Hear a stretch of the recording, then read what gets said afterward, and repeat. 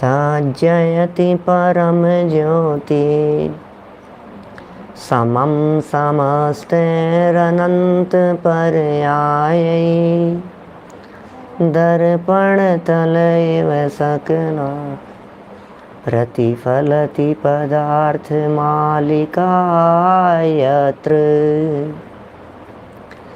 परमागमस्य बीजं निषिद्ध जात्यन्ध सिन्दुर्विधानं सकल नय विलसितानां विरोधमथनं नमाम्यनेकान्तम्।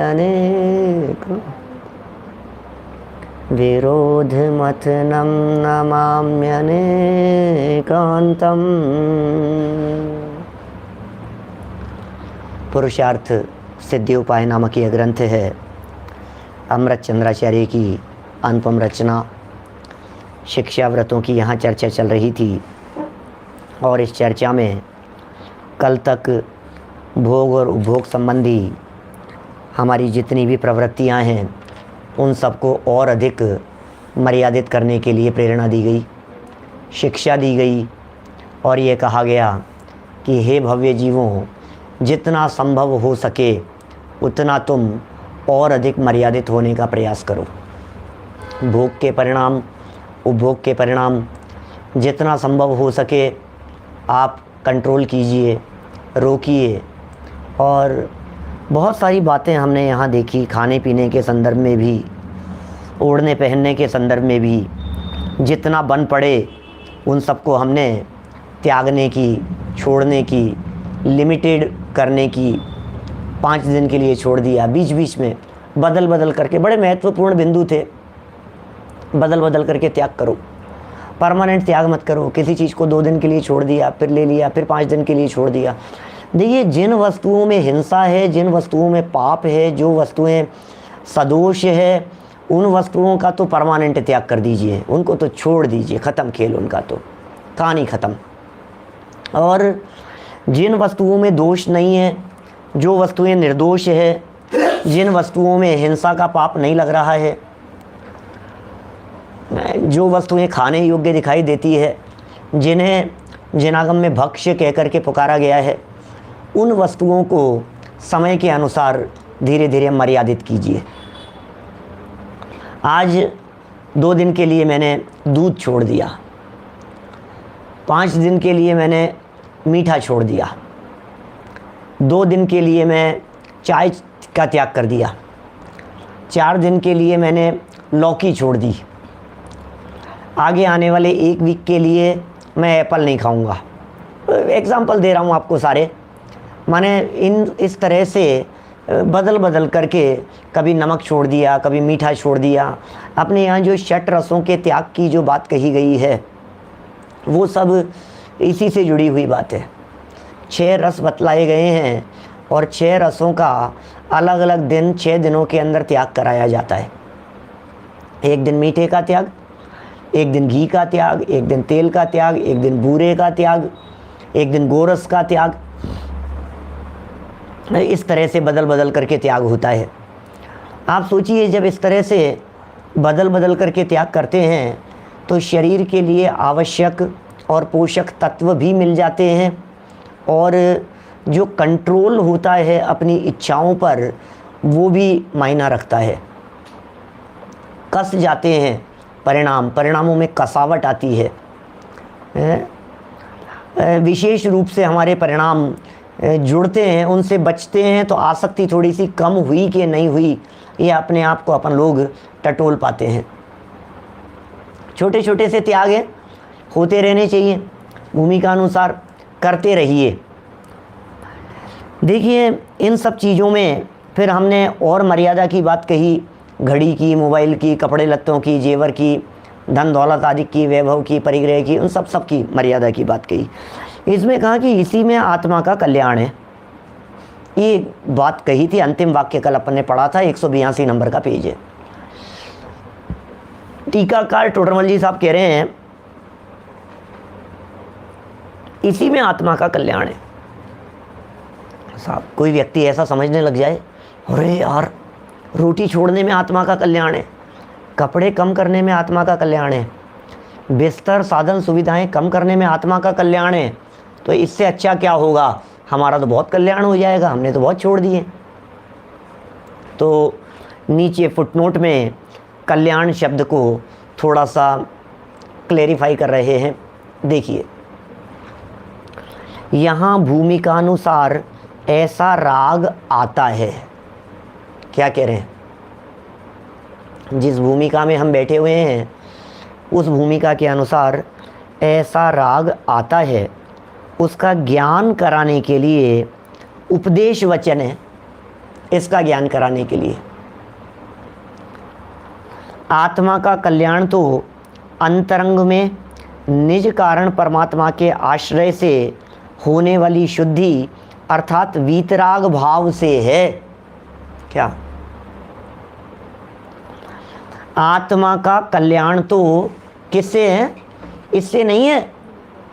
आत्मा का कल्याण ये छोड़ दिया, इससे आत्मा का कल्याण हो गया। दही नहीं खाया, इससे आत्मा का कल्याण हो गया। दूध नहीं पिया, इससे आत्मा का कल्याण हो गया। हरी सब्जी नहीं खाई, इससे आत्मा का, इससे नहीं होता है आत्मा का कल्याण। रात्रि भोजन त्याग दिया साहब, इससे तो आत्मा का कल्याण हो जाएगा। रोजाना देव दर्शन करने लग गया हूँ साहब, आजकल रोजाना मंदिर जाता हूँ, पंडित जी पानी छान करके पीने लग गया हूँ, इससे तो आत्मा का कल्याण हो जाएगा। कह रहे हैं भैया, असली आत्मा का कल्याण आत्मा की क्रिया से होगा, ये समझ लेना। आत्मा का कल्याण शरीर की क्रिया से नहीं होगा। शरीर की क्रिया से शरीर कल्याण, आत्मा की क्रिया से आत्मा का कल्याण। बोलो क्या करना है? आत्मा का कल्याण तो आत्मा की क्रिया से होगा ना। अब काम कर रहे हो भोजन छोड़ने का और सोच रहे हो कल्याण हो जाए आत्मा का, तो फिर कैसे होगा? तो फिर साहब कह तो रहे हैं आचार्य देव बार बार में, आचार्य देव ने कहा तो है, इनको छोड़ो, इनको छोड़ो, इनका त्याग करो, भोग को परिमाण में लो। ये सब बातें आचार्य देव ने कही तो है। देखो कह रहे हैं भैया, भूमिका के अनुसार ऐसा राग आता है और उसका ज्ञान कराने के लिए, राग का ज्ञान कराने के लिए, भूमिका का ज्ञान कराने के लिए उपदेश वचन है। ये सारे उपदेश दिए हैं भूमिका के लिए।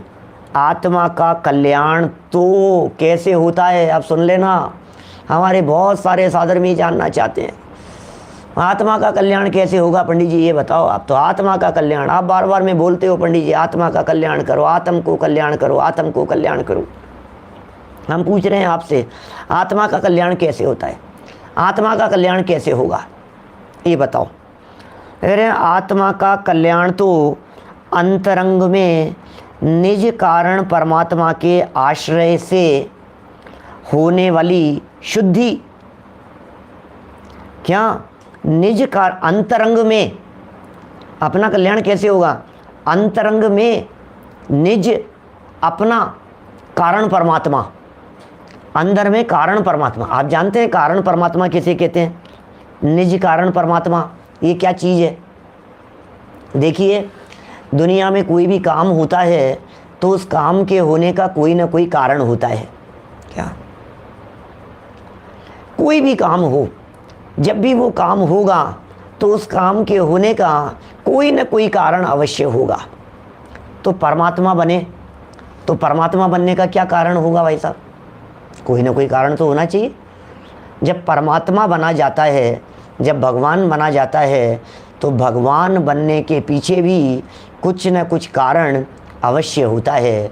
और वो कारण कहीं बाहर में नहीं होता, क्योंकि आत्मा के भगवान बनने की प्रक्रिया आत्मा के अंतरंग कारण से संपन्न होगी। उपवास के कारण से भगवान बन जाए बोले ऐसा नहीं होता है। व्रत के कारण से भगवान बन जाए बोले ऐसा नहीं होता है। बोले माला का जाप करने से भगवान बन जाए बोले ऐसा नहीं होता है। क्या? क्या? सोचो जरा, हमने ये छोड़ा, इसका कर दिया, उसका कर दिया, ये नियम ले लिया, ये व्रत ले लिया, ये कपड़े छोड़ दिए, उसको उतार लिया, इनसे होता है कि नहीं? बोले ये परमात्मा बनने का कारण नहीं है। परमात्मा बनने का कारण तो अपना उपयोग माने ज्ञान की पर्याय, ज्ञान दर्शन के व्यापार को उपयोग कहते हैं। ये ज्ञान दर्शन का व्यापार समस्त पर पदार्थों से हटकर जब अपने ही अंदर में लगता है तो जो अंदर में मौजूद परमात्मा है उसका नाम है कारण परमात्मा। वो कारण परमात्मा परमात्मा होने का कारण है। उस कारण परमात्मा के अवलंबन से जब ज्ञान की पर्याय ने उस अंदर में बैठे हुए कारण परमात्मा का अवलंबन लिया तो कार्य परमात्मा हो जाते हैं। देखो थोड़ी सी बात गंभीर चल रही है, सरल सरल बातें बहुत कर ली है, फिर कर लेंगे थोड़ी सी सरल बात। थोड़ी देर के लिए थोड़ी सी सूक्ष्म बात तो सुन लो। क्या क्या कहना चाहते हैं? परमात्मा बनने का कारण कहीं बाहर नहीं है। परमात्मा बनने का कारण अपने अंदर में है। अंदर में मौजूद परमात्मा बनने के कारण को देखो और बाहर में परमात्मा बन जाओ। जब बाहरी अवस्था में परमात्मा बन जाया जाता है, क्या बोलो, जब बाहर में परमात्मा बन जाया जाता है तो उसे कहते हैं कार्य परमात्मा। जब कोई जीव अरहंत बन गया, कोई जीव सिद्ध भगवान बन गए तो उन्हें कहते हैं कार्य परमात्मा। वो कार्य परमात्मा जिसके कारण से बने उसे कहते हैं कारण परमात्मा। नियमसार ग्रंथ में कारण परमात्मा की खूब चर्चा आई है। कुंदकुंदाचार्य देव ने की है, कुंदकुंद महाराज देव ने की है। उनकी टीका करने वाले मुनिराज हैं पद्म प्रभ मलधारी देव, उन्होंने खूब चर्चा की है कारण परमात्मा की, कारण शुद्ध पर्याय की। बोले क्या है ये कारण परमात्मा? बोले जिसका लक्ष्य करने से सम्यक दर्शन होता है। जो श्रद्धा गुण की अवस्था उस कारण परमात्मा का अवलंबन करे तो सम्यक दर्शन हो जाता है। जो ज्ञान की पर्याय उस कारण परमात्मा का अवलंबन करे तो वो ज्ञान सम्यक ज्ञान हो जाता है।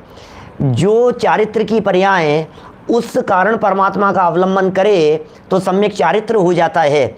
जब ज्ञान दर्शन चारित्र आदि पूरी तरह से उस कारण परमात्मा का अवलंबन करके उसमें लीन हो जाते हैं तो कार्य परमात्मा बन जाते हैं। तो भैया असली कारण तो है अंदर में मौजूद कारण परमात्मा। ये कह रहे हैं पेज नंबर 182 पर देखिए, हिंदी वाली पुस्तकों में 182 नंबर पेज, गुजराती का है 130, 130 नंबर पेज। आत्मा का कल्याण तो अंतरंग में निज कारण परमात्मा के आश्रय से होने वाली शुद्धि अर्थात वीतराग भाव से है। उसके आश्रय से जो शुद्धि होती है, आत्मा के आश्रय से जो शुद्धता प्रकट हुई है उससे कल्याण होगा। और उससे जो वीतराग भाव हुआ है, वीतराग भाव माने राग नहीं होना, वीतराग भाव माने कषाय नहीं होना, वीतराग भाव माने निर्विकारी अवस्था का होना। ये जो निर्विकारी अवस्था हुई है ये वर्तमान पर्याय में हुई अवस्थाएं। इस अवस्था से, इस वीतरागता से इस जीव का कल्याण होता है। आपका हमारा कल्याण, बार बार में कहते हैं ना, राग को नाश करो, कषायों को नष्ट करो। जब कषाएं नष्ट होगी, जब विभाव भाव नष्ट हो जाएंगे, जब विकृतियां नष्ट हो जाएगी, तभी इस जीव की उन्नति होगी, अंतर से उन्नति होगी। अब ये जो अंदर से उन्नति की बात कर रहे हैं, इंटरनल विशुद्धि की बात कर रहे हैं, वीतरागता की बात कर रहे हैं, तो ये बात यहाँ समझा रहे हैं कि भैया वो वीतरागता कैसे आई। अंदर में शुद्धता का अवलंबन लेने पर अवस्था में शुद्धता आ जाती है। स्वभाव शुद्ध है, शुद्ध होने का कारण अंदर में मौजूद है। कपड़ा है ना, कपड़ा, ये कपड़ा गंदा है, सुनो, ये कपड़ा गंदा हो गया है। अब इस गंदे कपड़े का क्या करें भाई साहब, ये बतलाओ। बोले धो दो, साफ कर दो। तो मैला कपड़ा भी जब जाकर के धोबी को दिखाया जाता है, मैला कपड़ा भी जब ले जा करके ड्राई क्लीनर को दिखाया जाता है तो वो देख करके बतलाता है ये साफ हो सकता है और ये साफ नहीं हो सकता है। तो बोले कौन सा साफ हो सकता है, किसके बारे में बतलाएगा कि ये साफ हो सकता है? बोलो, जिसके बारे में उसे पता है कि मैल ऊपर ऊपर है, अंदर में शुद्धता है, इसका पता है उसको। ड्राई क्लीनर को, ड्राई क्लीनर को इस बात की खबर है कि बाबूजी ये अरे नहीं, साफ निकल जाए, आप चिंता मत करो। अंदर में सफ़ेदी है, इसके ऊपर गंदगी है, वो जान रहा है इस चीज़ को। इसी तरह से हमारे राग द्वेष विकार आदि जो हैं, ये ऊपर की गंदगी है और अंदर की जो शुद्धता है, उस अंदर की शुद्धता को कहते हैं कारण परमात्मा। वो बना बनाया भगवान है, ये परमात्मा है। अंदर में देह देवल में परमात्मा विराजमान है। हमारे कहने से मत मानो, आचार्यों ने लिखा है, शास्त्रों में लिखा है, गाथाएं खोल खोल करके बतला सकते हैं। योग सार नाम का ग्रंथ है, योगेंदु देव आचार्य हैं, और आचार्य योगेंदु देव अपभ्रंश 22 नंबर के श्लोक में कह रहे हैं, 22 नंबर के उस अपभ्रंश की गाथा में कह रहे हैं, अप्पा सो परमप्पा, आत्मा ही परमात्मा है। अरे भैया, आत्मा में और परमात्मा में कोई फर्क नहीं है, दोनों एक समान है। आत्मा ही परमात्मा है, परमात्मा ही आत्मा है। आत्मा में और परमात्मा में किसी तरह का अंतर नहीं है। ये वर्णी जी ने लिखा। हमारे जैन परंपरा के एक बहुत ज़बरदस्त विद्वान रहे हैं वर्णी जी, सहजानंद जी वर्णी। उन्होंने कीर्तन लिखा, बहुत प्रसिद्ध रहा। जब वो महात्मा गांधी के लिए वो जो चला था रघुपति राघव राजा राम, ये जब चला था, जिस ज़माने में गांधी जी जब युवा थे, उस समय में वर्णी जी ने एक कीर्तन लिखा उसी धुन पर। हूँ स्वतंत्र निश्चल निष्काम, ज्ञाता दृष्टा तम राम। हूँ स्वतंत्र निश्चल निष्काम, ज्ञाता दृष्टा तम राम।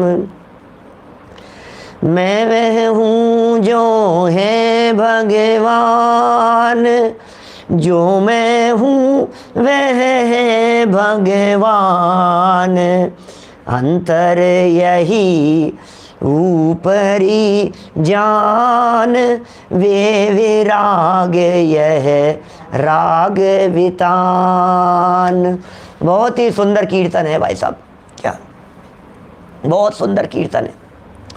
इस कीर्तन के ऊपर भी एक प्रवचन है, पूरा प्रवचन यूट्यूब पर है, इसका अर्थ बतलाया है पूरा। मैं भगवान हूँ, अंदर से भगवान। तो जो अंदर में बैठा हुआ भगवान है, क्या इस अंदर में बैठे हुए भगवान का नाम क्या है? इसका नाम है कारण परमात्मा। अंदर में बैठे हुए भगवान का नाम।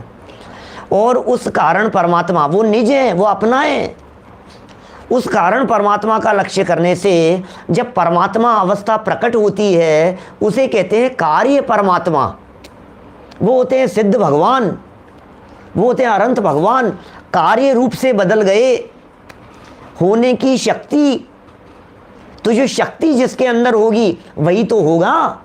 कारण परमात्मा ही कार्य रूप में बदलते हैं। उसके अवलंबन लेने पर जो भाव प्रकट होता है, उस भाव का नाम यहाँ कहा गया है वीतराग भाव। तो फिर साहब एक बात बतलाइए, आप ये सारी रामायण पिछले कई दिनों से कर रहे थे हमारे बीच में, कई दिनों से ये सारी चीज़ें आप हमारे को सुना रहे हो, ये छोड़ो वो छोड़ो, इसका त्याग उसका त्याग, ये छोड़ दिया पंडित जी वो छोड़ दिया हैं। कितनी कितनी तरह की बातें चल रही थी। भोग छोड़ो, उपभोग छोड़ो, हिंसा छोड़ो, ये छोड़ो वो छोड़ो हैं। मैंने कितनी कितनी तरह की बातें आपने बतलाई है पीछे कई दिनों में। आलू छोड़ दो, जमीकंद छोड़ दो, गोभी में ये दोष, शकरकंदी के अंदर ये दोष, इसमें ये दोष, उसमें ये दोष, इसकी इतनी मर्यादा, मर्यादा के बाहर का ये छोड़ दो, उसका त्याग कर दो। तो फिर यार ये इन झमेले में क्या उलझा रहा है हमारे को? बोलो, इन सारे झमेलों के अंदर क्यों उलझाया है? इन सारे झमेलों को बंद करो और हमें तो कारण परमात्मा का उपदेश दो, जिससे हम पहुंच जाएंगे, परमात्मा बन जाएंगे। बोलो, बहुत सौभाग्यशाली हैं चक्रेश जी आप हैं। चक्रेश जी लिख रहे हैं सामने से कि मेरठ में हमारे को वर्णी जी की अंतिम शव यात्रा के अंदर जाने का अवसर मिला था। समागम में मिला होगा, सानिध्य में मिला होगा। देखो भाई क्या कह रहे हैं यहाँ, बहुत गजब की बात है। ये कह रहे हैं कि बात तो तुम्हारी सच्ची है, आत्मा का कल्याण तो कारण परमात्मा से ही होगा, परंतु अब सुनना नीचे की बात, वहाँ अशुभ से बचने के लिए जो शुभ भाव या शुभ राग आता है, ये जो आलू छोड़ा है ना, ये अशुभ से बचने के लिए है। ये जो रात्रि भोजन का त्याग कर दिया है ना, ये पाप से बचने के लिए है, ये अशुभ से बचने के लिए है, ये विभाव भाव से बचने के लिए है। अशुभ से बचने के लिए जो शुभ राग आता है उसे उपचार से, व्यवहार से भला कहने की व्यवहार की रीति है। अरे तुम रोजाना मंदिर आते हो, तुम्हारा कल्याण होगा, ऐसे तक वचन मिल जाएंगे शास्त्रों में। रोजाना मंदिर आने वाले का भी कल्याण कर रहे हो पंडित जी, क्या बात कर रहे हो आप कि हाँ ये व्यक्ति रोजाना मंदिर आता है, भली होनहार है इसकी, क्या बात कर रहे हो। दर्शन करने वालों की होनहार भली बता रहे हो, दर्शन करने वालों का कल्याण बतला रहे हो कि हाँ सुनो तो सही, ये व्यक्ति रोजाना जिन मंदिर में दर्शन करने के लिए आता है, मंदिर आने से परिणामों में शांति होती है, मंदिर में आत्मा की चर्चा सुनने को मिलती है, मंदिर में विषय कषाय की चर्चाएं नहीं होती, मंदिर में आडंब परिग्रहों की चर्चाएं नहीं होती, मंदिर में विषय कषाय और वासनाओं से बचने का उपदेश चला करता है। वो शब्द इसके कानों में पड़ते हैं, वीतरागी तत्वज्ञान की बातें मंदिर में आने से इसके कान में पड़ती है, इसके वो समझ में आएगी, इसके वो जचेगी, इसकी पात्रता पकेगी, ये उन बातों को स्वीकार करेगा, फिर उसके बाद में स्वीकार करके अंदर में अवधारण करेगा, फिर उस मार्ग पर चलेगा और एक दिन ऐसा आएगा कि ये जीव सम्यक दर्शन की प्राप्ति करके मुनि बन करके, दीक्षा लेने के बाद मुनि बनकर के, श्रेणी चढ़ करके अरहंत और सिद्ध अवस्था की प्राप्ति करेगा। ये पूरी की पूरी प्रोसेस, पूरी लंबी विधि और प्रक्रिया, ये सब मुनिराजों के ज्ञान में झलक रही है। क्या बोलो। इष्टोपदेश का बहुत सुंदर श्लोक है एक, ये बहुत अच्छा है। पता है ऐसा उदाहरण देकर के इष्टोपदेश के अंदर बात कही, भैया सुनो, किसी व्यक्ति को कहीं जाना हो और जाते जाते कहीं रास्ते में किसी का इंतजार करना हो तो धूप में खड़े रहने की अपेक्षा से छाया में खड़े रह करके इंतजार करना अच्छा है, ये कहा। तो इस शुभ राग को इन्होंने ऐसा ही कहा, भैया शुद्धोपयोग की प्राप्ति करके निर्वाण की प्राप्ति करनी है, लेकिन शुद्धोपयोग की प्राप्ति नहीं हो पा रही है तो इंतजार कहाँ खड़े रह करके करना, बोले शुभ राग में, शुभोपयोग में, व्रताधिक में अपना काल बिताना, संयम में अपना काल बिताना, साधना में अपना काल बिताना, विषय वासनाओं से दूर रह करके अपने समय का सदुपयोग करना, ये सिखा रहे हैं यहाँ। उसे भी धर्म कहने की रीति है, उससे भी भला कहने की रीति है। एक व्यक्ति रोजाना स्वाध्याय करता है, बहुत भला होगा इसका, भली होनहार है इसकी भाई साहब। एक व्यक्ति ने रोजाना डेली स्वाध्याय का संकल्प ले लिया, नियम ले लिया, हम कहते हैं बहुत भाग्यशाली है, इसका कल्याण होगा। अब पढ़ने से हो जाएगा कल्याण, चिंता मत करो, ये तो फर्स्ट स्टेप हुआ करता है।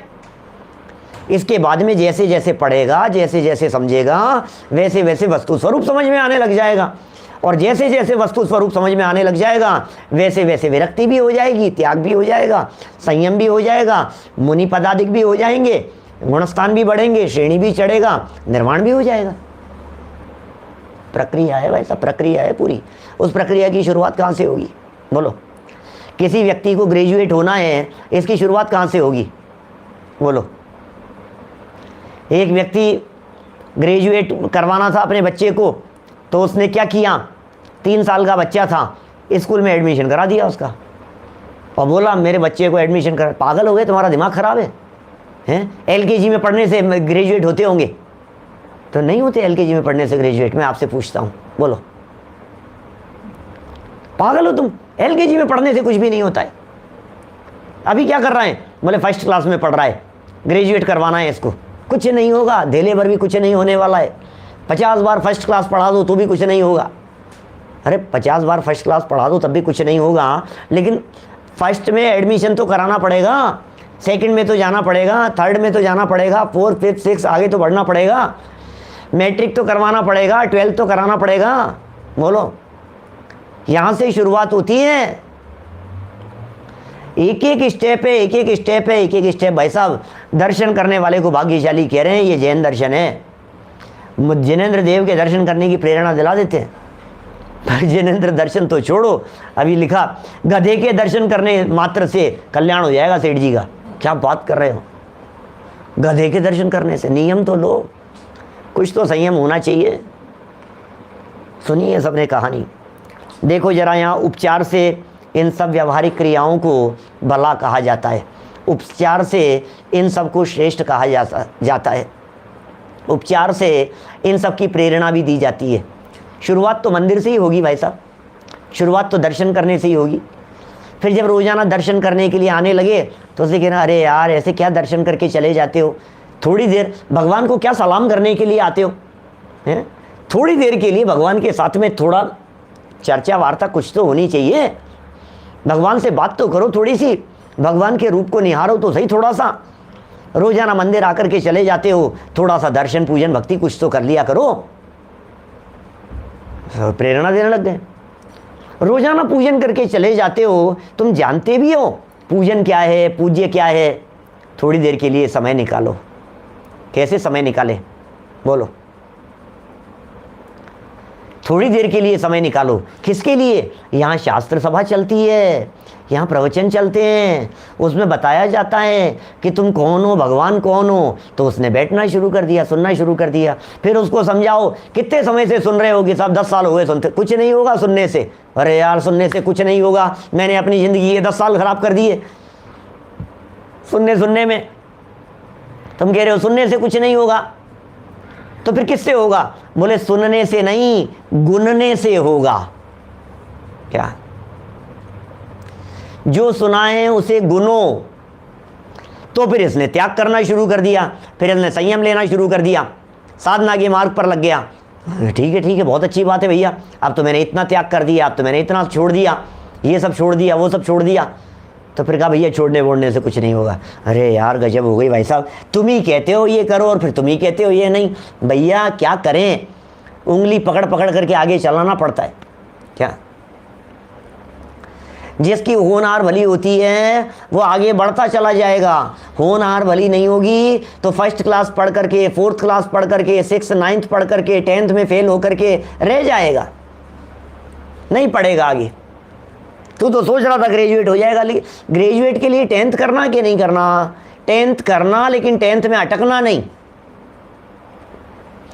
ग्रेजुएट करने के लिए 12th करना कि नहीं करना? 12th करना, लेकिन 12th में अटकना नहीं।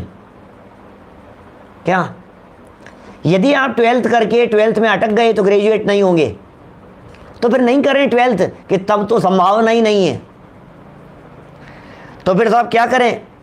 स्वाध्याय करना लेकिन स्वाध्याय में अटकना नहीं, पूजन करना लेकिन पूजन में अटकना नहीं, व्रत उपवास आदि जो करते हो सो करना लेकिन वहां अटकना नहीं। क्या? अटक गए तो क्या होगा? अटक गए तो काम नहीं होगा, तो फिर नहीं करूं।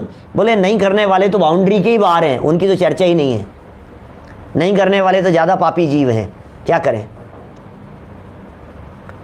दौल समझ सुन चेत सयाने, काल वृथा मत खोवे, और यह नर भव फिर मिलन कठिन है, जो सम्यक नहीं होवे।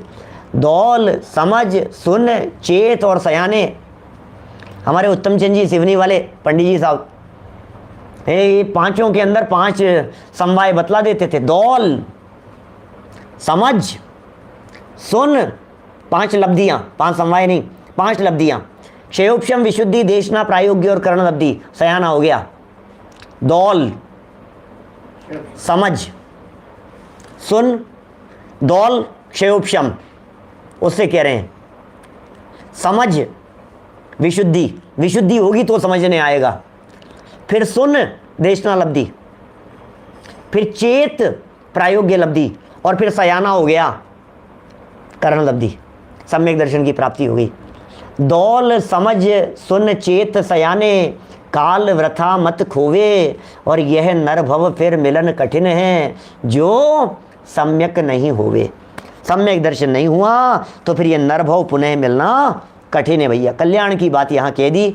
भोगो भोग परिमाण शिक्षा व्रत का ये पुनः स्वरूप कहते हुए यहाँ यह सिद्ध कर रहे हैं कि इस भोगो भोग परिमाण में अहिंसा व्रत का पालन होता है, अहिंसा का पालन होता है इस भोगो भोग परिमाण में। देखिए 166 नंबर का श्लोक है ये। इति यह परिमित भोगैः संतुष्ट त्यजति बहुतरान भोगान, बहुतर हिंसा विरहात तस्या हिंसा विशिष्टा स्यात्।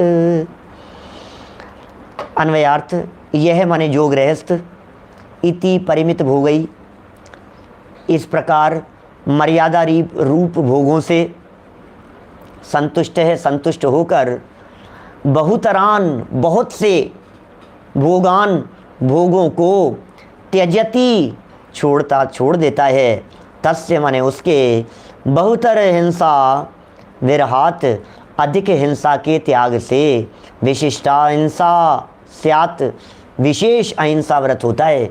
ये देखो आपने ध्यान दिया होगा पीछे से जब से आप लोग पढ़ रहे हैं सुन रहे हैं पूरी चर्चाओं को, आचार्य देव चाहे झूठ की चर्चा करें, चाहे चोरी की चर्चा करें, चाहे कुशील की चर्चा करें, चाहे परिग्रह की चर्चा करें, माने इनको सब को त्याग को व्रत बना लीजिए।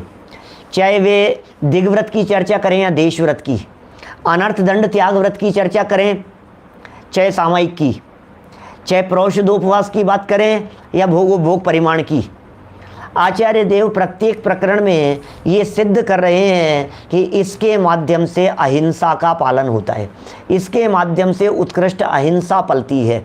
ये कह दिया ना, राग द्वेष विरति की जो बात कही है, क्या राग द्वेष नहीं होगा, राग द्वेष से विरक्त हो गए, राग द्वेष रहित हो गए, वीतराग भाव हो गया, बोले इसी का नाम तो सच्ची अहिंसा है। और अहिंसा क्या होती है? इसी को तो अहिंसा कहते हैं, इसका नाम अहिंसा है। राग की उत्पत्ति नहीं होना, द्वेष नहीं होना, कषाय विभाव भाव नहीं होना, इसे अहिंसा कहते हैं। तो कितनी सुंदर सुंदर बातें कह रहे हैं। यहाँ भोग का जो आपने परिमाण ले लिया है, आपने जो अपने जीवन को मर्यादित कर लिया है, आचार्य देव कह रहे हैं यदि आपने बहुत प्रकार के भोगों का त्याग करके अपने जीवन में संतुष्टि, जिसे सेटिस्फेक्शन कहते हैं, सेटिस्फेक्शन बहुत ज़रूरी है। और सेटिस्फेक्शन लेवल हर व्यक्ति का अलग अलग होता है। कोई व्यक्ति कितनी बात से सेटिस्फाइड होता है, कोई कितनी बात से, कोई कितने भोग से, कोई कितने भोग से, कोई कितने भोजन से, कोई कितने भोजन से। बोलो, बहुत तरह की बातें हैं। आप कितने में संतुष्ट होते हैं? कोई कितनी बार माफ़ी मांगने पर संतुष्ट होता है, तो कोई कितनी बार माफ़ी मांगने पर, कोई किस लेवल पर जाकर के संतुष्टि नहीं मिल रही, संतुष्टि नहीं मिल रही हमारे को। अभी तो बेचैन है हम, अभी तो ऐसे कैसे, ऐसे कैसे। तो ये जो संतुष्टि का जो लेवल है, ये कह रहे हैं आपके भोग के परिणामों में, आपके उपभोग के परिणामों में, आपके खान पान में, आपने जो रागादिक को बंद किया, आपने जो कषायों को, विषयों को बंद किया, शील व्रतों के पालन करने में ये जो बंद होता चला गया, ये कह रहे हैं इससे क्या होता है? आपके एक विशेष प्रकार का अहिंसा व्रत पालन किया जाता है। बोलो, विशेष प्रकार के अहिंसा व्रत का पालन होगा, विशेष प्रकार की अहिंसा आपके जीवन में होगी, उत्कृष्ट अहिंसा। और अहिंसा को तो परम धर्म कह करके पुकारा गया है। जैन दर्शन की, जैनियों की अहिंसा, वीतरागी जिनेंद्र देव द्वारा कही गई अहिंसा, ये कुछ अलग प्रकार की है भाई साहब। पहले खूब चर्चाएं की हमने उस अहिंसा के बारे में। क्या जिन लोगों ने बाद में सुनना शुरू किया है, उनको सुनना चाहिए, पुराने भी कंटिन्यू करना चाहिए। किसी भी ग्रंथ के स्वाध्याय करने की एक विधि होती है, एक परंपरा होती है, एक पद्धति होती है। टूटा हुआ ग्रंथ, खंडित ग्रंथ, वो विशेष फल प्रदान करने वाला नहीं होता। खंडित माला, टूटी हुई माला, टूटे हुए बर्तन, फटे हुए कपड़े, ये योग्य नहीं है। ये अभाग्य और दुर्भाग्य की निशानी हुआ करते हैं। टूटे बर्तनों में भोजन कर रहा है, दुर्भाग्य की निशानी है। फटे कपड़े पहन रहा है, दुर्भाग्य की निशानी है। जिनेंद्र देव की पूजन करते समय, भक्ति करते समय कभी फटा हुआ, छेद किया हुआ, जला हुआ, इस तरह के कपड़े नहीं होने चाहिए। बहुत बातें हैं, छोटी छोटी सी बातें। इसी तरह से ये खंडित ग्रंथ ये कार्यकारी नहीं होगा। अखंड रूप से आद्योपांत ग्रंथ का संकल्प होना चाहिए। हमने ग्रंथ शुरू किया है, हम पूरा ग्रंथ पढ़ेंगे, हम नियमित पढ़ेंगे, हम रोजाना पढ़ेंगे, एक एक लाइन पढ़ेंगे, लाइन टू लाइन पढ़ेंगे। हम बीच में एक गाथा पढ़ ली, फिर 4 नहीं पढ़ी, फिर 2 पढ़ ली, फिर 5 नहीं पढ़ी, फिर कभी मूड हो गया तो फिर सुन लिया। ऐसे थोड़ी ना काम चलता है भाई साहब। स्कूल में एडमिशन लेकर के आज आप ग्रेजुएट हो गए हो, आज आप CA हो गए हो, आज आप इंजीनियर हो गए हो, आज आप डॉक्टर यदि बन गए हो, तो आपने क्या किया? कितने दिन गोल मारा था बतलाइए? गोल मारने वाले सब्जियां बेच रहे हैं, आज ठेला लगा रहे हैं मूंगफली का। आपने गोल नहीं मारा, इसलिए ऑफिसर बन गए। सुनो, तत्व ज्ञान और तत्व आराधना के अंतर्गत जो व्यक्ति गोल नहीं मारता है, वो व्यक्ति इंजीनियर, डॉक्टर, प्रोफेसर नहीं, वो व्यक्ति परमात्मा बन जाता है। गोल नहीं मारना, क्या गोली नहीं देना, धोखा नहीं देना अपने आप को। समझ में आ रही है बात? फटी जीन्स पहनते हैं जो लोग आज के ज़माने में, फटी टी शर्ट पहन रहे हैं, फटी जीन्स पहन रहे हैं, दुर्भाग्य है, नज़दीक है। आप क्या सोच रहे हैं? क्या अब आगे हैं, अब आगे क्या कहें, यही ऐसी किस्मत हो जाने वाली है, ऐसे ही फटे हाल हो जाने वाले हैं। सच्ची घटना बतला रहा हूँ, आज के कोई 10-1 साल पुरानी घटना होगी, और भी ज़्यादा साल पुरानी हो सकती है। फटी जीन्स पहन करके एक सज्जन मेरे घर पर के आए वो, और पता है कहीं किसी अरब कंट्रीज़ में रहते थे, पहली बार मिलने के लिए आए, कहीं से कोई मेरे बारे में सुना उन्होंने, प्रवचन, शंका, तत्व चर्चा करने के लिए, और मेरे घर पर आए, और जीन्स उनकी फटी हुई, जीन्स 2-3 जगह से फटी हुई। आपको जान करके आश्चर्य होगा, मैंने उनसे पूछ लिया, सर क्या हुआ, कहीं गिर गए क्या, कहीं लगी तो नहीं आपके? आप पानी पानी हो गए भाई साहब, बिल्कुल सच्ची घटना है, नाम नहीं बतलाना चाहता व्यक्ति का। कौन से देश से थे मुझे पता नहीं, लेकिन हमारे एक बहुत अच्छे जयपुर के अच्छे प्रतिष्ठित व्यक्ति हैं, उनके कोई परिचित थे, खास परिचित। बहुत शर्मसार हो गए वो, नहीं नहीं नहीं पंडित जी तो ऐसे ही तो खरीदी है, ऐसी। उस दिन के बाद फिर मुझे पता लगा कि फटी हुई पहनने का फैशन चल रहा है, लोग फटी हुई पहन रहे, क्या करो, बहुत हालत ख़राब है दुनिया की। फटी हुई नहीं भाई साहब, मैं तो बात तो फटी हुई की कह करके, क्योंकि भोग परिमाण की भी चर्चा चल रही है ना, क्या भोग परिमाण की चर्चा चल रही है, मर्यादा की बातें चल रही है, तो ये भी कहना चाह रहे हैं अहिंसा की चर्चाएं। अब जिसने अहिंसा की चर्चा नहीं पढ़ी उसको ये क्या चर्चा समझ में आएगी कि इसके अंदर भी अहिंसा सिद्ध होता है? जिस व्यक्ति ने अभी 6th क्लास पास नहीं की है वो 10th कैसे पास करेगा? जिसने 10th पास नहीं की है वो 12th कैसे पास करेगा? इसलिए होता है भाई साहब, स्वाध्याय का भी जो नियम लिया जाता है ना, वो नियम ऐसे ही लिया जाता है। स्वाध्याय के नियम में यही बात कही जाती है, आप नियमित किसी एक ग्रंथ का शुरू से लेकर के आखिरी तक व्यवस्थित अध्ययन कीजिए।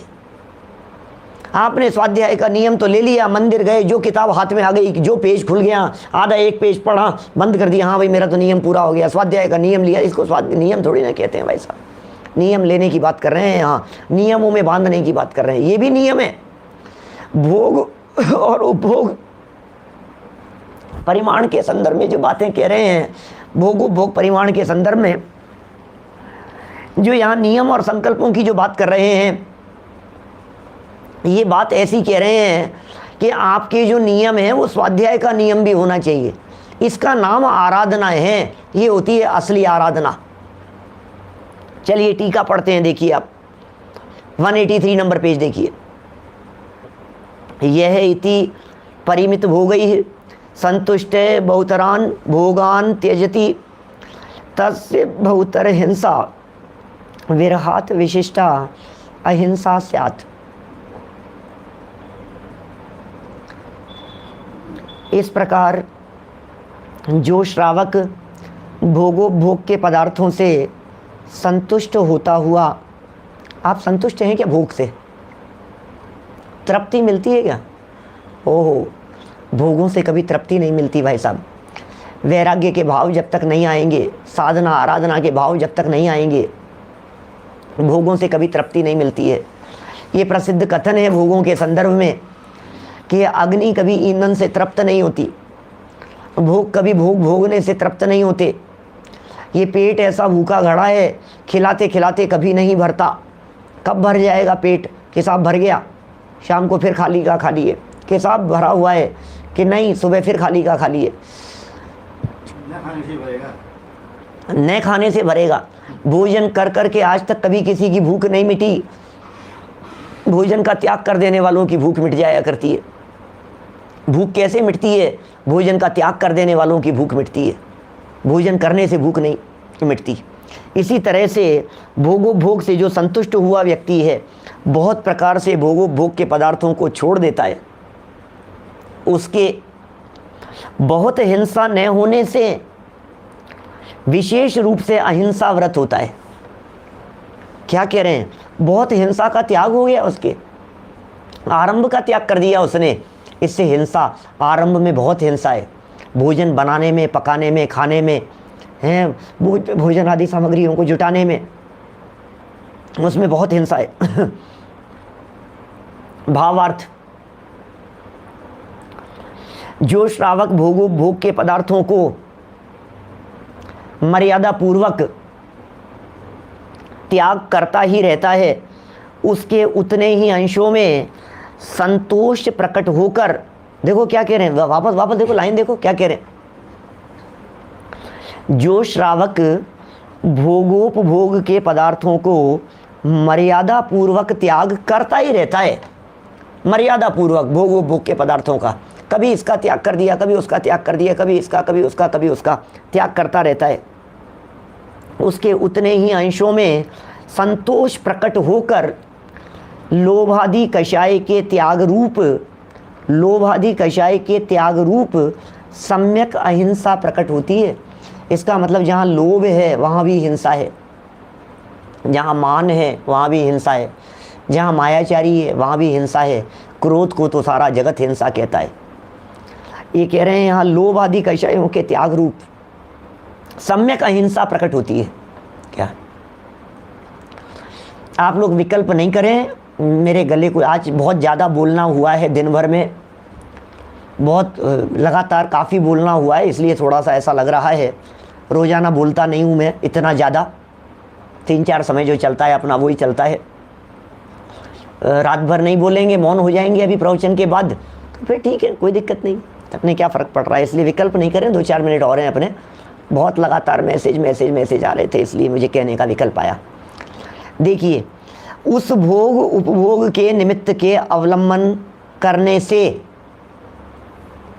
भोग उपभोग के निमित्त के अवलंबन करने से हिंसा रूप भाव होते थे। भोग का भाव आया, बहुत हिंसा हो रही है। उपभोग के भाव में भी हिंसा है। अरे परावलंबी भाव का नाम ही हिंसा है। जितने भी ऐसे परिणाम होते हैं, जो परिणाम आत्मा को छोड़ करके बाहर निकले, उसे हिंसा कहते हैं। उसमें हिंसा होती है, वो सच्ची हिंसा है। असली हिंसा वो है। सच्चे अहिंसक हमारी श्रेणी चढ़ने वाले होते हैं। सच्चे अहिंसक हमारे अरहंत भगवान होते हैं। सच्चे अहिंसक हमारे परमात्मा होते हैं। मुनिराजों के भी बहुत हद तक अहिंसा है, लेकिन थोड़ी बहुत तो हिंसा मुनिराज के जीवन में भी है। जितना किंचित राग का सद्भाव है उतना, क्या जितना किंचित है उतनी हिंसा है, उतनी अहिंसा है। देखिए, उनका त्याग होने से भाव हिंसा नहीं हुई। क्या कह रहे हैं? उनका त्याग करने से भाव हिंसा नहीं हुई, क्योंकि उनका त्याग कर दिया ना, तो भावों में हिंसा नहीं हुई। और पर जीवों की हिंसा न होने से द्रव्य हिंसा नहीं हुई। दोनों प्रकार की अहिंसा की बात कर रहे हैं। कितनी तरह की बात कह दी। दोनों प्रकार की अहिंसा हो गई, एक भाव अहिंसा, एक द्रव्य अहिंसा। तो जो रागादिक परिणाम थे, रागादिक परिणामों से भी क्या होता है, जितने राग द्वेष आदि जो परिणाम होते हैं उनसे भाव हिंसा होती है, और प्रवृत्तियों से द्रव्य हिंसा होती है। तो प्रवृत्तियों में भोग में परिमाण ले लिया तो प्रवृत्तियां कम हो गई, और प्रवृत्तियां कम लेने के साथ साथ में उनके साथ में राग घट गया तो भाव हिंसा कम हो गई। तो भावों में भी अहिंसा हो गई और द्रव्य से भी अहिंसा हो गई, तो दोनों प्रकार से अहिंसा हो गई ना। भाव अहिंसा और द्रव्य अहिंसा, दोनों प्रकार से अहिंसा जीवन में दिखाई देती है। देखिए, तथा उतने ही अंशों में लोभ कषाय का त्याग हो जाने से भाव हिंसा भी नहीं हुई। क्या कह रहे हैं? उतने ही अंशों में। ये आगे गाथाएं देंगे, इस तरह के श्लोक आएंगे, इस तरह के संस्कृत के, जिसमें अमृत चंद्राचार्य बतलाएंगे जितने जितने अंश में कषाय मिटी है, उतने उतने अंश में तुम्हारा उद्धार होता चला गया है, वीतरागता बढ़ती चली गई है, श्रद्धान ज्ञान आचरण में निर्मलता आती गई है, ऐसा बतलाएंगे। इसलिए अकषाय ज्ञाता स्वरूप में सावधान, अकषाय ज्ञाता स्वरूप में सावधान, ऐसे त्यागी मनुष्य को अवश्य ही विशेष अहिंसा होती है। ओहो, ज्ञाता स्वभाव में जो सावधान है, अपने ज्ञायक स्वभाव में जो सावधान है, अपने आत्म स्वभाव में, जिसे कारण परमात्मा कहा था अभी थोड़ी देर पहले, उस कारण परमात्मा के अंदर जो जीव सावधान है, ऐसे त्यागी पुरुषों को, ऐसे मनुष्यों को अवश्य ही विशेष प्रकार की अहिंसा होती है। क्या विशेष प्रकार की अहिंसा हो रही है। इस प्रकार भोगोपभोग परिमाण नामक तीसरे शिक्षाव्रत का वर्णन यहाँ पूर्ण हुआ। शिक्षाव्रत टोटल 4 कहे थे, उनमें से 3 प्रकार के शिक्षाव्रत की बात यहाँ हो चुकी है। अब चौथा जो शिक्षाव्रत है, जिसे वैयाव्रत्य कहा है, जिसे अतिथि संविभाग कह करके पुकारा है, साधर्मी वात्सल्य के दर्शन भी इस अतिथि संविभाग के अंतर्गत हो सकते हैं। सुंदर मार्मिक चर्चा है, मुनिराजों के संदर्भ में भी है, गृहस्थों के संदर्भ में भी है, देने वाले के गुण, लेने वाले के गुण, बहुत तरह की बातें यहाँ करेंगे। विशेष चर्चा को कल हम आगे बढ़ाएंगे। हम सब अपने जीवन को उत्तरोत्तर आराधना के मार्ग पर बढ़ाते चलें और वीतरागता प्रकट कर अल्पकाल में वीतरागी भगवान बने, इसी भावना से विराम देता हूँ। निज निधि निज में बताई, यह अनंत उपकार है, उसके लिए जिन वाणी माँ को वंदना शत बार है, वंदना शत बार है। 9 बार करना।